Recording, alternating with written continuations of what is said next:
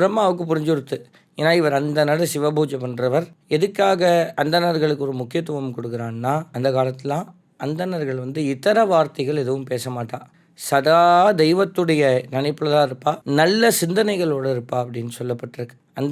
அந்தணர்களுடைய வேலையே இந்த லோகம் நன்னா இருக்கணும் அப்படின்னு சொல்லி ஜெபம் பண்ணுறது தான். முன்னொரு காலத்தில் அந்தணர்கள் ஜெபம் பண்ணாலே மழை பெய்யும் அப்படின்பா. காலங்கள் போக போக அந்த காலத்தில் இப்படி பண்ணும்போது ராஜாக்கள்லாம் அவளுக்கு நலபலங்கள்லாம் தந்தா, அவளுடைய வாழ்க்கையை அவள் பார்த்துண்டா. காலங்கள் மாற மாற அவளை பார்த்துக்கிறதுக்கு எதுவும் இல்லை அப்படிங்கிறதுனால லௌகீகம் படிப்பெல்லாம் படிச்சுட்டு இன்றைக்கி அந்த படிப்புக்கு ஏற்ற வேலையை பார்த்துட்டு அந்த ஆன்மீக தொண்டையும் விடாமல் பண்ணிட்டு வந்துட்டுருக்கா. அந்த சலவை தொழிலாளியும் மரணிக்கிறார்.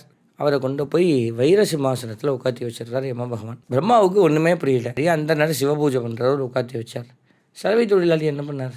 எதுக்கு அவரை உட்காத்தி வைக்கணும் அப்படின்னு யமனையே கூப்பிட்டு கேட்டார். அதுக்கு யமன் சொன்னாராம், இந்த அந்தனருக்கு ஒரு பைசா கொடுத்து பகவானுக்கு வாழைப்பழம் வாங்குறதுக்கு இவன் திருப்பணியாக செஞ்சுருக்கான். அதனால இவனுக்கு வைர சிம்மாசனம். சிம்மாசனம்னா பகவானுடைய ஹிருதயம். இவா 2 பேரும் இந்த பகவானுடைய ஹிருதயத்தில் போய் உட்காருவா அப்படின்னு அர்த்தம். அதனால தான் திருப்பணிகளுக்கெல்லாம் நம்ம தாராளமாக கொடுக்கணும் அப்படின்னு சொல்கிறதுக்கு உண்டான காரணம். இந்த திருப்பணி நம்ம எவ்வளோக்கு எவ்வளோ செய்கிறோமோ அவ்வளவுக்கு அவ்வளோ அது பகவானை ரொம்ப சந்தோஷப்படுத்தும் அப்படின்பா.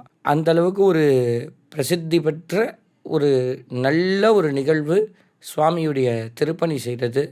பகவான் பூஜையை விட திருப்பணியை ரொம்ப ஏற்றுப்பார். நெய்வேத்தியத்தை விட அன்னதானம் பண்ணுறது ரொம்ப பிடிக்கும் பகவானுக்கு. 4 பேருக்கு நம்ம அன்னதானம் பண்ணாலே போதும், அந்தளவுக்கு ரொம்ப பகவான் ரொம்ப மனம் குளிர்ந்துருவாராம். அவசியம் பக்கத்தில் நடக்கக்கூடிய ஆலயங்கள் ஏதாவது திருப்பணி இருந்தால் தங்களால் முடிஞ்ச உதவியை நீங்கள்லாம் செய்யலாம். அப்படி இல்லை, நமக்கு அந்தளவுக்கு வசதி பத்தலை, பகவான் இனிமேல் தான் வசதி கொடுக்க போகிறார் அப்படின்னா உங்களால் முடிஞ்சது அந்த கோவிலில் போய் ஒரு ஒட்டடையாவது அடிச்சுட்டு வந்தால் ரொம்ப விசேஷம். அனைவருக்கும் நல்லதே நடக்கட்டும், நல்லதே நடக்கட்டும் என்று நான் பகவானை பிரார்த்தனை செய்கிறேன்.